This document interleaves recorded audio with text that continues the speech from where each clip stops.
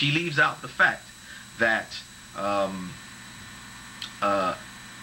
also that Israel and the SLA, the Southern Lebanon Army, also had its hand in doing wrong and evil deeds to Muslims. For example, Israel and the SLA together did torture in what is the Shaim prisons and things like that. She doesn't tell you about that. Also, these Lebanese Christians that she's a part of also participated in the Sabra and Shatila massacres, which massacred many Muslims, male, female, and children. Okay, it was considered a war crime. Even Ariel Sharon, who was in charge of this, was charged with being a war criminal in his participation and orchestration of this massacre. So she's not being honest. She's not telling you the truth. The Muslims did not start it. It wasn't a 911. It was a resistance to what they were doing to the Muslims. Okay, that's what she's leaving out. Why did they do this to us? And my father would tell me, because we are infidels, because we are Christians, the Muslims consider us infidels, and they want to kill us. So I knew ever since I was 10 years old that I'm wanted dead simply because I was born into the Christian faith. Okay, here we see that she says that she had been injured, taken to the hospital, and she asks her father, why do they hate her? And supposedly her father tells us that the reason is because they're Christians and they're considered infidels. As I already showed you, this is false. Either her father lied to her, or her father was ignorant of the atrocities that have been committed, that were being committed by the Phalanx, the SLA, and other Maronite Christians in Lebanon. That was the reason why the Muslims were angry with these people, because they were working with Israel, because they were committing atrocities against Muslims, because they were oppressing the Muslims, because they were being unfair and holding power and rejecting the democratic processes and institutions in Lebanon. That's why the Muslims had a problem, not just because they were infidels, okay? And this infidel stuff is a bunch of nonsense. They keep throwing this infidel word around. The word infidel comes from your Bible, Christians. Stop throwing it around like it's our word.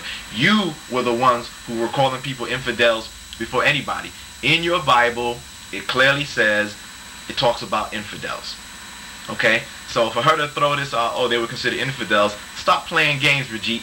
You know that you, Christians, you considered the Muslims infidel before anything first is right in your Bible. Okay? So please. Able to create the wealth we created, the good life we created, the good education we created. But we didn't realize that you can offer somebody everything you have, but you can never bring somebody who is lower than you up. The forces of the universe will always have the lower bring the higher person down. Able to create the wealth we created, the good life we created, the good education we created. But we didn't realize that you can offer somebody everything you have, but you can never bring somebody who is lower than you up. The forces of the universe will always have the lower bring the higher person down. Himself having 27, which is 80 children between he and his father. If his other brothers and sisters were that prolific, they could have produced over 1,400 children in that one family in a matter of this population explosion potential, as you talk about Osama bin Laden being one of 53 children, and he himself having 27, which is 80 children between he and his father. If his other brothers and sisters were that prolific, they could have produced over 1,400 children in that one family in a matter of 30 years. That's how the Muslims, with their multiple marriages, and it's important to understand that all a Muslim man has to do to divorce his wife is just say 3 times, I divorce you, I divorce you, I divorce you, and she's out the door. Exactly. And he can marry a 5th wife. He still has 4. He may have 1 running the streets or 5 running the streets, but he only has 4 under his roof. That's right. And they...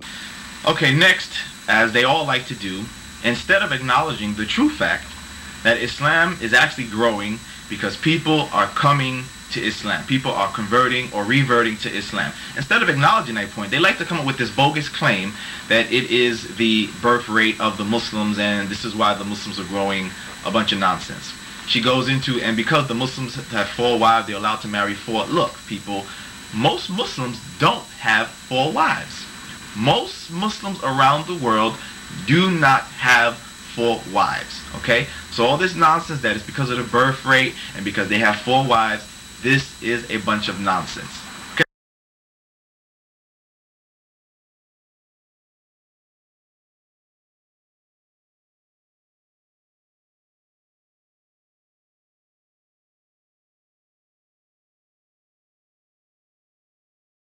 But that's how that they can move into a state or to a nation and in a very short period of time in a democracy outvote you. Exactly. They can change the laws to be in their favor.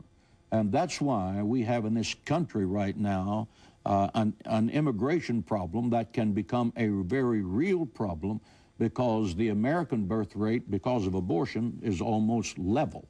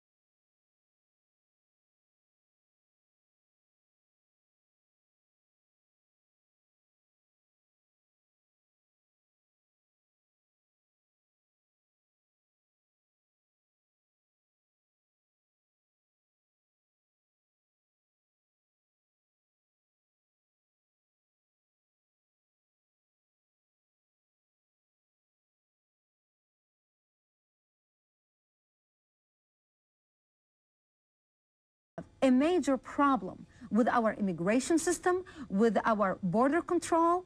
Not only we are inviting our enemy in, but this enemy is coming into the United States, marrying American citizens who are Muslims, who are already here, who are sympathizers with Hezbollah.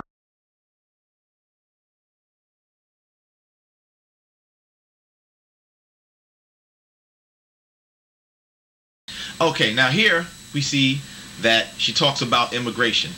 Don't you love it, everybody, when foreigners who are immigrants themselves come to the West, attempt to kiss the behind of the white power structure, and start talking about our immigration policies, our this, our that? Why? Isn't that amazing? Brigitte, hello, you are an immigrant.